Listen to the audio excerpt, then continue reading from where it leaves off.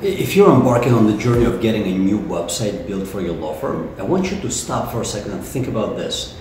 Remember the last time you had a redesign of your website? What happened? There's usually this acceleration after the new website goes live. Everyone is happy, the project is over, the website looks great, and then some days and weeks and months go by and nothing happens. There's no difference in performance from the previous website to the current website. Maybe there was a small uptick at the very beginning, but then it went like this. Why?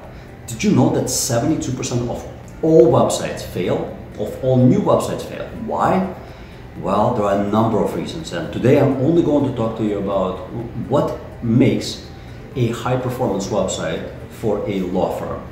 Number one reason why law firm websites fail is they're not built with the end in mind.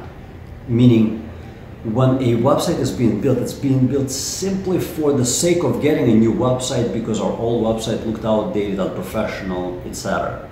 But the real objective is not to create a more modern looking website, it is to have it serve your firm as a business tool that delivers measurable outcomes such as attracting prospective clients and converting them into viable opportunities to serve them. So whenever you start talking to marketing agents or just think about creating a new website, start with the end in mind. What are the objectives? Number two, there are 7 big ingredients that you have to know often before you have a company build your new website. So let's go through them. Number one, the website has to deliver great user experience. And great user experience consists of 3 things: clarity, ease of use, and speed. Speed is super easy. If your website is slow, it's difficult to use, people hate that poor user experience, they will move on and start looking at other attorney websites. Ease of use is a little more complex. Like, you got to make sure that whatever firm builds the website makes it super intuitive for a user. Do not use fancy words in your navigation menu. Like for blogs, some people want to go fancy and call it insights. People don't know what the insights are. Don't make them think, make it easy. And number 3, clarity. Use common language, layman's terms. Don't use legal jargon. Make sure that it is actually made for your prospective clients so they really understand what it is that you do, who it is that you do for, etc., etc. Next, this one is very important. Most people think about design just as like it's nice design or it's poor design. I want you to think about it differently. Think about it in terms of, is it a competitive design? Meaning, most websites for law firms look about the same. Yes, different colors, different images, different logos, but the structure, everything else, it's about the same. Your website has to look competitive because otherwise you're just one of the websites that is in the sea of sameness, makes no impact, visual impact on the visitor. In other words, when they look at your website, if they cover your logo and your image, can they tell the difference between your law firm and so many others? In most instances, it's a resounding no. So you got to make sure whoever creates the new website, they create a competitive design that stands apart from the rest of the pack. Next major ingredient, you got to have preponderance of proof of your competence. I know that some bar associations prohibit you from certain marketing techniques, such as using client testimonials, etc. However, you still have to present proof that you have been there, done that, and accomplished great results from your former clients. This instills confidence into your prospective clients. They're looking for that. They're looking for confirmation that you know what you're doing, just like you do. And I'm going to use a super primitive example. When you look at OpenTable or Yelp to see if the restaurant is any good before going there. Now, choosing a restaurant is a hell of a smaller decision than choosing an attorney, wouldn't you agree? You gotta make sure that there is that preponderance of proof.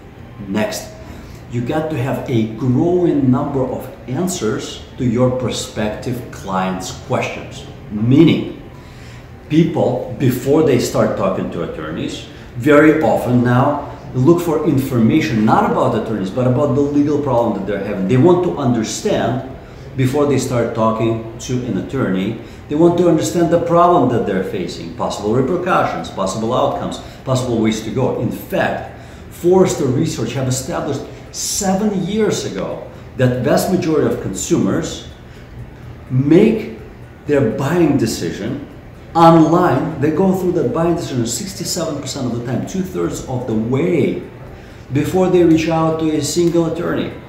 It's huge, meaning that they will make up their mind about who they want to talk to before they talk to anyone. And they usually go through a longer list. They look at different websites and then they come up with a list of 3 attorneys to talk to. Now, why do you need to have a growing number of answers? Because when people ask those questions, you need to have a page that's dedicated to answering every question. So one question equals one page that answers that question. What this will do is it will draw more people toward your website, and that's exactly what you want to do. And the next ingredient that you have to have on those pages is what we call a lead magnet. A lead magnet, essentially what it does is it converts eyeballs into a lead for your firm. You do not need to manually follow up with them and call them, but what you do is you offer them something of value on the page. So for example, they're reading an article about whatever subject, and at the bottom of this article you say, download the checklist that will help you, etc., etc., etc. When they do download the checklist because they want to have the checklist, it helps them organize their thoughts on the matter and make sure that they don't miss anything. So what you do is, in exchange for that checklist, you get their name and email address. And what you can do with a simple implementation on your website of an email automation tool, you can follow up that first downloadable that you email to them with a number of others where you answer other questions that are related to the matter that you have discussed or wrote about in the first page or post that they read. So this way, what you do is you create authority, you breed trust within that prospective client's mind, and this dramatically increases probability that they will actually reach out and talk to you instead of anyone else. And when they talk to you, if they talk to you first, that dramatically further increases probability that they will hire you. And if you do build that trust, that relationship with them before they talk to you, the probability of them calling you first is dramatically higher than it would have been otherwise. Next, if it's possible, have testimonials on your website. If your bar association forbids you, does not allow you to post client testimonials in many states, like our neighboring Indiana does not allow you to do that, it's fine. There's a simple workaround that you can use third-party platforms to provide those testimonials for you without explicitly posting them. And the way that it is done, if your website has reviews on Yelp, Avvo, Google, any other directory, we can actually install a badge on your website that shows the up-to-date number of reviews that you had and your rating. So for example, there's a Google logo or badge.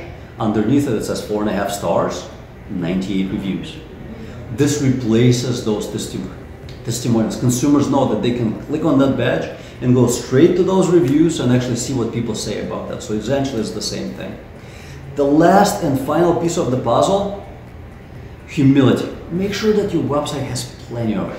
There are so many lawyers, you go to their website and they're standing side by side like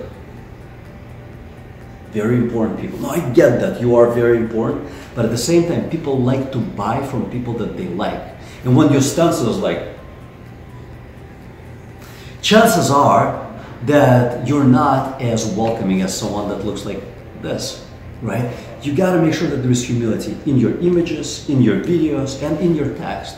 Yes, you have to sound professional, but you do not want to sound so off-putting, so professional, so corporate-esque, so legalese that people are like, I don't think this guy's or gal is for me, right? You have to be friendly, courteous, professional, but also very welcoming. So humility goes a very long way. That's it. What I want you to do next is download my checklist. Yes, I will send you some additional videos that will definitely be helpful for your website project, but download the checklist that's below, and the checklist will allow you to go step by step and make sure that your future website has all of the right elements on it. I'm making it easy for you. Download, subscribe. I'll see you later. Thanks for watching.